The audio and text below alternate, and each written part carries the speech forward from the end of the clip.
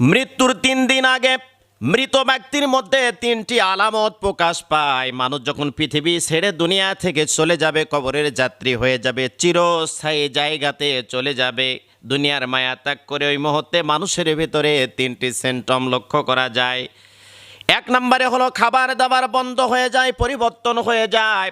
আগে কত খাবার খেত, অনেক খাবার খেত, মুখে অনেক রুচি ছিল, কিন্তু দেখা যায় মৃত্যুর আগ মুহূর্তে এসে মানুষটা যখন বুঝতে পারে আমি আর দুনিয়াতে বেঁচে থাকবো না, আস্তে আস্তে করে তার খাবারটা সংকীর্ণ হয়ে আসে। 2 নম্বরে মানুষের কথার ভিতরে ভিন্নতা দেখা যায়। আগে জুড়ে কথা বলতো, দাপট দিয়ে কথা বলতো, অহংকার দিয়ে কথা বলতো, অহংকারের সাথে কথা বলতো, কিন্তু মানুষটা দেখছে দুনিয়ার মায়া ত্যাগ করে চলে যাব, মানুষের কথার ভয়েসটা আস্তে আস্তে নর্মাল হতে শুরু করে, এমনটা বলতে থাকে। যদি মা মারা যায় তাহলে বলে বাবা